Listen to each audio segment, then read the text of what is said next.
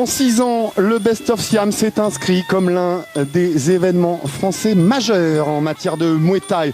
Français et pas seulement, mondial aussi, puisque depuis, Jean-Charles Skarbowski et Hakim Dida sont allés exporter leur marque, leur savoir-faire au pays du Muay Thai. Et après une dernière édition qui s'est déroulée sur les antennes d'RMC Sport au Lumpini Stadium, nous voici de retour dans l'autre enceinte mythique de la capitale, le Rajadamnern Stadium de Bangkok, un endroit et une organisation où l'homme qui m'accompagne aujourd'hui a eu l'occasion de se produire. Kamel Djemel est en vacances et Aziz Lali nous a fait le grand plaisir, le grand honneur de nous accompagner aujourd'hui. Bonjour Aziz.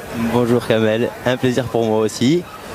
Que dire d'être de l'autre côté de l'écran, un plaisir de voir ça. Et comme tu dis, Jean-Charles Skarbowski, Hakim Dida, qui nous fait une très très belle promotion de notre sport et qui nous permet d'avancer et de faire évoluer les choses dans ce sport pugilistique. Et de se situer également, vous le savez, la France est une nation dominante dans le Muay Thai, mais la reine des nations reste évidemment sa créatrice, la Thaïlande.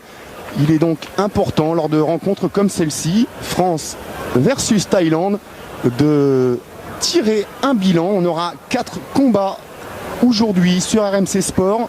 Vous aurez droit à la suite de la soirée lors d'une seconde partie qu'on vous proposera dans très peu de temps. Mais ça part tout de suite avec ce premier combat qui va mettre aux prises Tom Wallace face John Jao. Et c'est parti donc en 5 reprises avec tous les coups du Muay Thai autorisés évidemment. Ici dans ce lieu, il ne saurait en être autrement. Les deux combattants qui sont en garde de droitier, on va avoir droit au coup de poing, au coup de coude, au low kick, au genou, au middle, aux saisies, aux projections, au corps à corps. Mais tout ça dans un ordre bien défini puisque les rounds en Thaïlande ont une importance, ont un rôle spécifique et différent les uns des autres. Tout ça pour permettre, vous le savez si vous nous suivez depuis un moment, pour permettre tout simplement aux parieurs présents dans la salle d'établir les cotes et d'enregistrer les paris. Et évidemment pour les Occidentaux, j'imagine que ça a été le cas aussi pour toi Aziz, l'intérêt c'est de démarrer vite pour surprendre. Pour nous c'est de démarrer vite comme on a l'habitude. Pour ce qui est des Thaïlandais qui ont l'habitude de démarrer tranquillement, en observant beaucoup les appuis, la façon de boxer, les déplacements, il est bien de les surprendre sur les 2 premiers rounds pour pouvoir leur causer des problèmes pour la suite. Et c'est ce qu'on attend de voir des Français justement. Et notamment de ce garçon, Tom Wallace, qu'on a vu s'exprimer aussi bien en Muay Thai qu'en kick, un style rapide, puncher et punchy. Il bondit, il envoie des coups spectaculaires. Alors là on est dans l'observation pure comme à la thaïlandaise. Peut-être un peu plus actif que si on avait 2 Thaïs face à face dans un premier round. 2 gardes de droitier face à face. John Jao que je connais pas trop, Tom Wallace un peu plus, qui a des très très très bons points et qui peut vraiment surprendre avec ses points. Attention, un slow kick appuyé déjà envoyé par John Jao, Jean Barrière, sur la cuisse avant de Tom Wallace.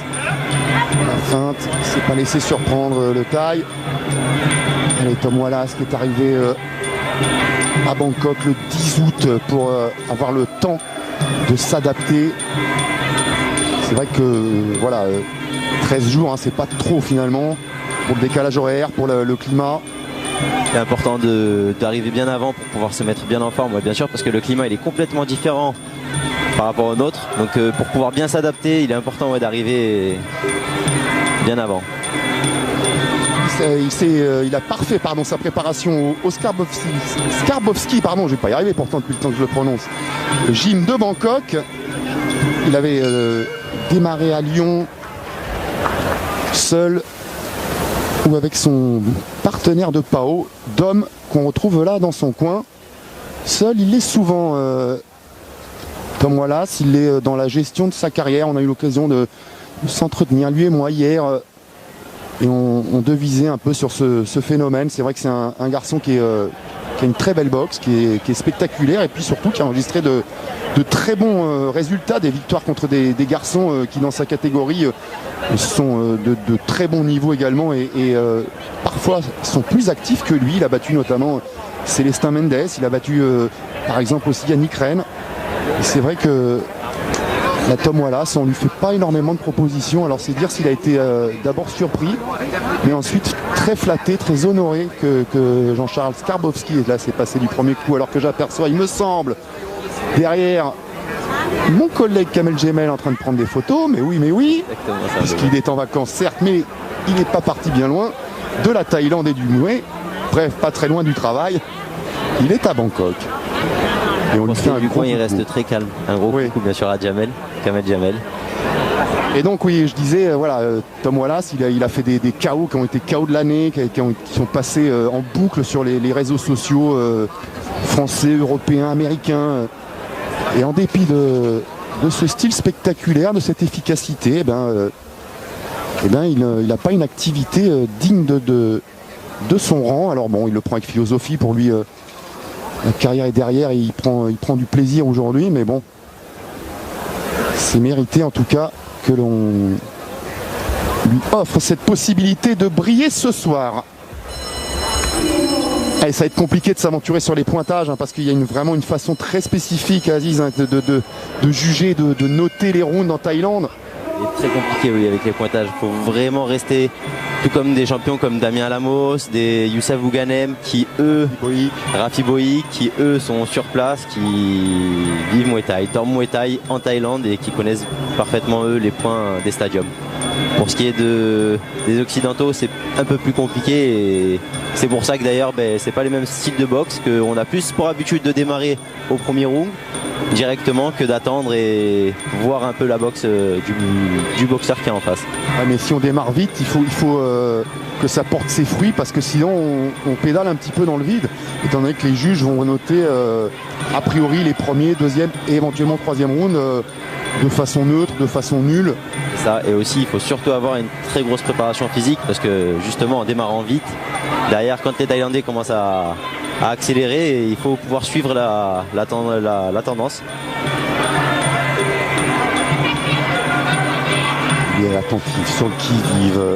On l'avait vu un peu comme ça également lors de son dernier combat à Alger pour le One World Grand Prix de Kader Marouf. Il avait été prudent, il avait enregistré une victoire face à Yuba Amri. Il faut dire que c'était un petit peu un retour à la compétition après un début d'année qui n'avait pas été facile pour Célestin. Bien la tentative de crochet du gauche. Début d'année pas facile à titre personnel. Tom qui a perdu son papa. Évidemment, ce soir on a une pensée pour lui et on lui dédie ce combat de son fils. Difficile de reprendre le chemin de la salle, difficile d'enjamber de nouveau les cordes d'un ring.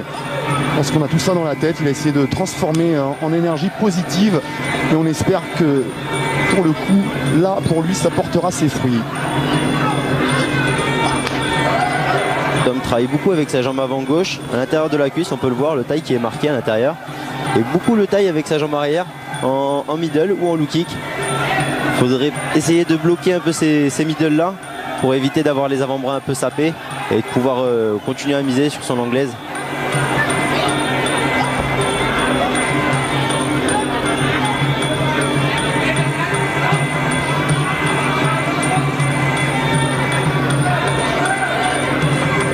Qui devrait être bloqué.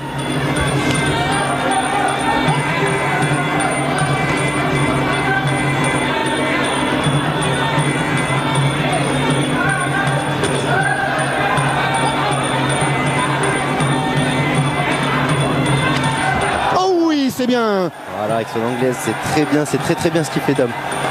Et ça en Europe, ça aurait valu peut-être un compte. Parce qu'elle est bien arrivée, la droite, elle a jailli, elle a surpris Tonjao.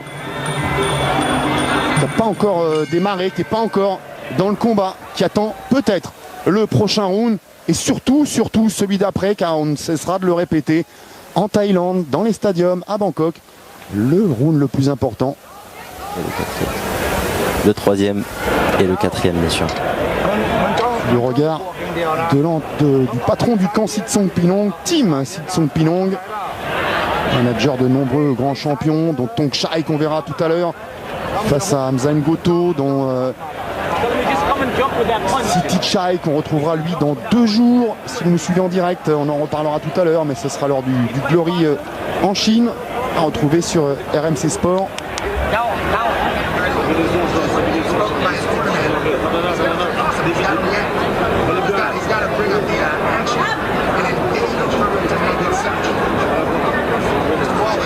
Allez, on met un peu d'huile au cyborg pour la confiance, même si ça n'a pas rapporté en termes de points.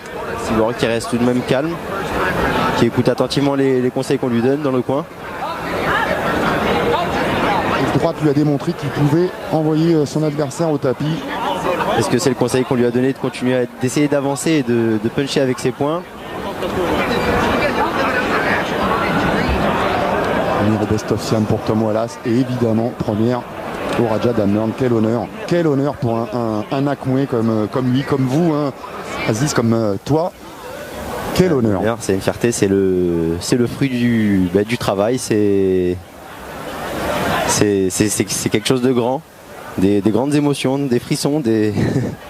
Ouais, c'est le travail des Nakmouais français qui ont réussi à se hisser au niveau pour ne pas être ridicules sur ce ring, et puis c'est le travail des promoteurs comme les garçons comme Jean-Charles Skarbowski et Hakim Vida qui ont réussi à convaincre. Et Mehdi Zatou également dans la salle avec Madame.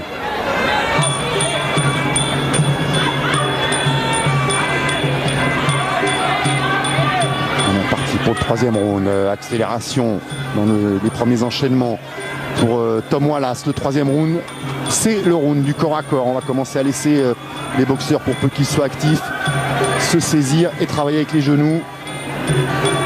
Attention, c'est dans ces domaines-là que les tailles font la différence, avec justement les genoux circulaires ou directs, avec les projections et les coups en sortie. On a vu un enchaînement fulgurant de la part de John Jao, le premier, et la projection derrière.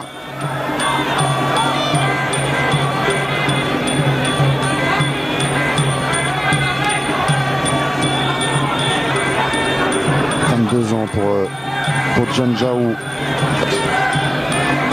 Tom qui continue à travailler avec sa jambe avant à l'intérieur. Pour commencer la boxe à l'âge de 5 ans, ce père est l'ancien champion Jarkit Fairtex, actuellement entraîneur au camp Sitsong Pinong. 15 ans, il avait déjà effectué 100 combats pour 80 victoires. Il faudrait penser à bloquer ses middle, Tom. Je sais que c'est pas facile, c'est vraiment pas facile, mais il faut penser à bloquer ses middle. Parce que c'est des middle qui peuvent saper les bras et qui ne lui permettront pas justement de pouvoir mettre son anglaise derrière, parce qu'il a une forte anglaise comme on a pu le voir sur sa droite en cross, qui remet d'ailleurs même un instant. Et encore la projection à l'avantage de John Jao, et ni de se protéger en ligne haute. Hein. À force de prendre des coups, il va avoir envie de baisser les bras. Il me semble avoir aperçu Jaïd dans la salle, et oui, c'est lui, polo rouge. Il y a des belles figures du mouet français. Jaïd Sedak, un des pionniers de ce sport. Et qui a un point commun avec Tom Wallace, parce que tous les deux ont 2 passions, le Muay Thai et le hip-hop.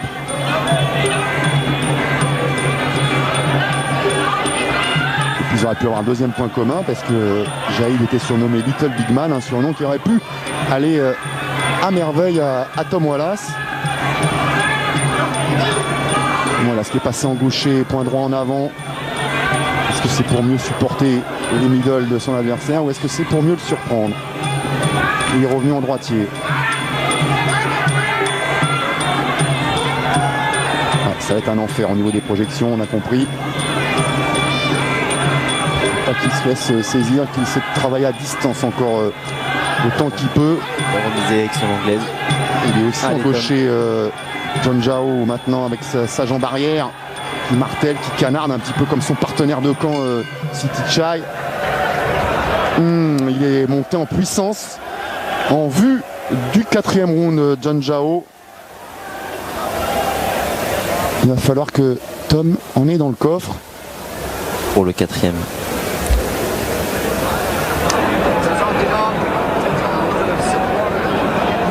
Quand tu veux rentrer, boxe-le, dépasse-toi, boxe-le. Tu rentres dans son jus, tu fais dormir, tu vois rien. Tu vois rien. Même son anglaise, tu vois la déclencher quand il arrive sur toi. Il sort toi, t'as Voilà, un coin qui lui demande de déclencher son anglaise, de se déplacer. T'as tes appuis, c'est que t'as pas déclenche sa mère. Déclenche sa mère, va rien se passer. Monte tes gants. Rentre en coude dans sa mère, rentre en coude quand tu rentres sur toi. Rentre en coude.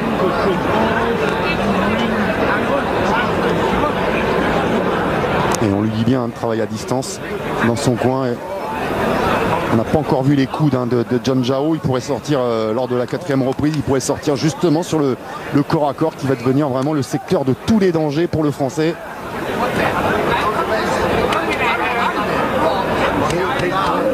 Tu vas la voir, mais arrête de te faire calacher comme un con. Merde, ouais. Remise du sa mère.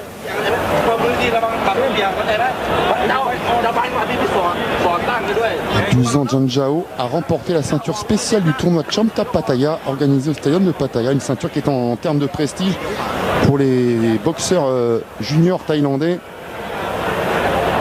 presque l'équivalent de la ceinture du Lumpini.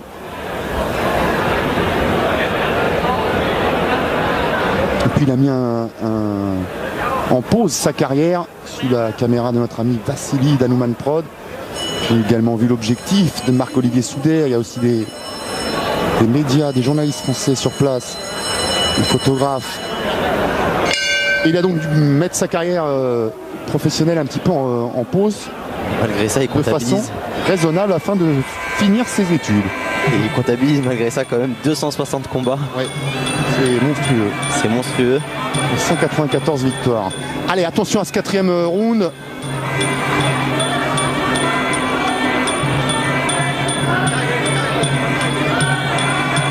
Et pourtant pour Tom aussi, c'est dans cette reprise qu'il faut prendre l'avantage. C'est bien le travail intérieur avec le low kick. Mais toujours ce middle qui rentre. Avec souvent cette jambe gauche, qu'elle soit positionnée en gaucher, c'est-à-dire derrière, ou en droitier, c'est-à-dire devant. Allez, la droite qui n'a pas pu passer, elle avait été préparée par la gauche. Elle est arrivée dans l'épaule. Il faut finir aussi avec une jambe Tom. On est au Raja et les points seuls ne vont pas rapporter grand-chose, pour ne pas dire quasiment rien. Allez, c'est bien le décalage pour aller chercher la jambe arrière. Décalage également du même côté pour le crochet du gauche. Mais attention, c'est un décalage sur les membres arrière de John Jao. Il faut faire attention au contre. Avec cette jambe droite, oui.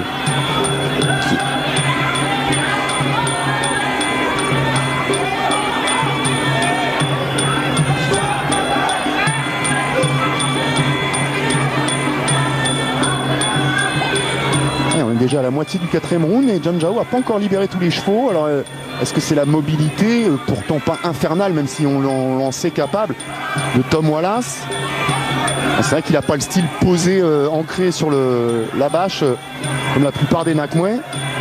Comme on a dit, avec le rythme, le climat qui est lourd, qui peut aussi bien alourdir les jambes, les muscles du boxeur, et qui peut nous bloquer et pas nous permettre de justement donner ce qu'on a envie de faire, plutôt. C'est arrivé lors du combat au Raja. C'est ce qui m'est arrivé lors du combat au Raja. Surprise, une fois seulement sur le ring. Une fois, je dirais pas qu'une fois, mais ça peut arriver. Ça peut arriver tout par le climat, par le stress aussi. Car ce qu'il n'y avait pas eu la dernière fois, c'est que la dernière fois c'était une pesée la veille. Là, ils ont été pesés ce matin. De très tôt évidemment, donc ça change aussi un peu la donne. Ça avait été le cas lorsqu'il y avait eu des ceintures du stadium, que ce soit au Raja Damnern ou Lumpini. On ne peut disputer ces titres du stadium qu'en faisant la pesée le matin. Mais là, ça a valu pour tout le monde. Et ça fait une longue journée puisqu'il est 18h54 à Bangkok. Et qui sont pesés, si je dis pas de bêtises, à 6h du matin. C'était 6h, ouais. 6h du matin. Donc pour ce qui est de la récupération, Faut bien se réhydrater, bien se reposer. Ça fait partie des choses qui peuvent surprendre. Mais il n'a pas été si flamboyant que ça, John Zhao, dans cette quatrième reprise. De là à dire que le Français est en tête, je ne vais pas m'y risquer, parce que le pointage, on le rappelle, est très spécifique et taille quand même. Quand je dis les tailles, c'est pas qu'il favorise leurs boxeurs, c'est que leurs boxeurs connaissent particulièrement bien les barèmes et ce qu'ils rapportent et ce qu'ils rapportent pas. Donc il n'y a pas de gâchis dans ce qu'ils font. Pour certains boxeurs même, ils comptent les points pendant leur combat. Alors ça vaudra peut-être pour les 3 combats à suivre. Mais normalement la 5e reprise est un bel indicateur pour savoir qui mène au score. Si John Zhao se contente de repousser, de défendre sur les assauts de Tom Wallace, alors ce sera mauvais signe pour le Français. Je pense qu'il aille de l'avant ou de l'arrière, il reste quand même devant en termes des pointages. Thaïlandais, John Zhao.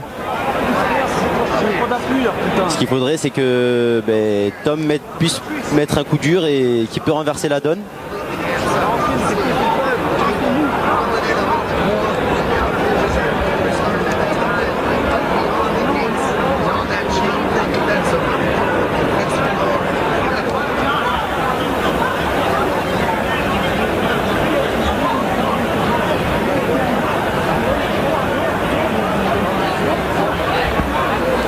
Il n'y aura pas eu beaucoup de blocage. Heureusement qu'il n'y aurait pas eu non plus trop d'attaques en low kick de la part de John Zhao, parce que il impactait vraiment puissamment la jambe gauche de Tom Wallace. C'est quelque chose dont on parle souvent avec Kamel Gemel. On s'étonne que la nouvelle génération ne bloque pas assez les low kicks, alors que sa génération à lui, les pionniers et puis la génération 2, eux étaient très appliqués sur ces blocages low kicks.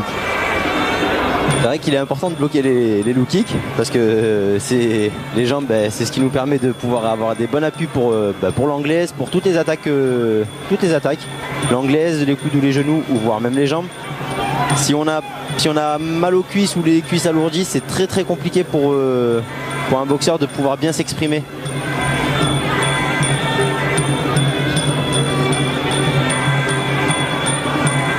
Là, je pense que John Zhao il va rester sur de la gestion sans prendre trop de risques. Alors, comme tu l'as dit, il connaît très bien parfaitement ses points. Si lui ne les connaît pas, Tim Sit Song Pinong, il les connaît. Ouais. Allez, Tom, si c'est possible, non, je l'ai entendu ce point de problème d'appui justement sur cette bâche, on l'a vu glisser plusieurs fois. Si tu peux faire vraiment le forcing dans cette 5e reprise, partir et finir en beauté. On n'aura pas eu de coup de coude. Les Socs étaient absents de cette rencontre. Ah, et encore cette droite qui a bien réussi tout à l'heure, est arrivée un petit peu avec le côté du gant. Pas assez vissé au niveau de la tempe, dommage.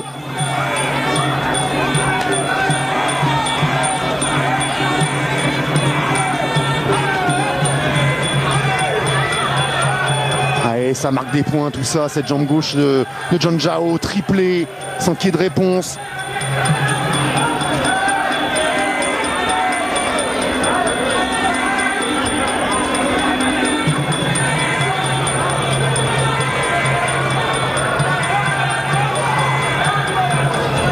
Malheureusement, il n'est pas en mesure de l'inquiéter assez, Tom.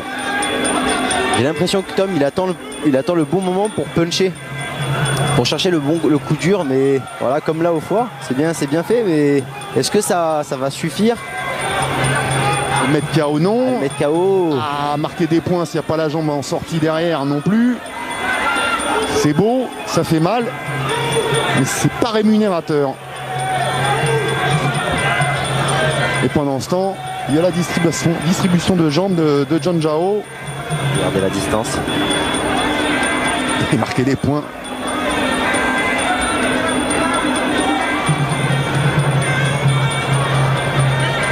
Allez Tom, dans les 20 dernières secondes, peut-être un exploit.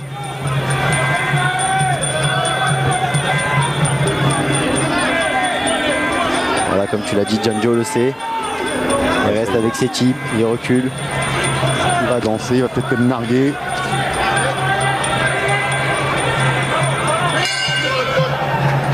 Et ça finira sur un bon crochet du gauche de Tom Wallace, mais et en même temps un middle de John Jao. C'est un petit peu l'image du combat. Il y a eu un peu trop de points de la part de Tom. Beaucoup de jambes de la part de John Jao. Ouais, et suffisamment de jambes, bien assez de jambes pour John Jao. On n'aura pas vu énormément de corps à corps pour le 3e et 4e round. Non, c'est vrai, pas de corps à corps, pas énormément de projection, mais ça c'est parce que Tom a bien écouté ce qui a été dit dans son coin. Et la victoire, elle est bel et bien pour John Jao qui ouvre le score pour la Thaïlande 1-0.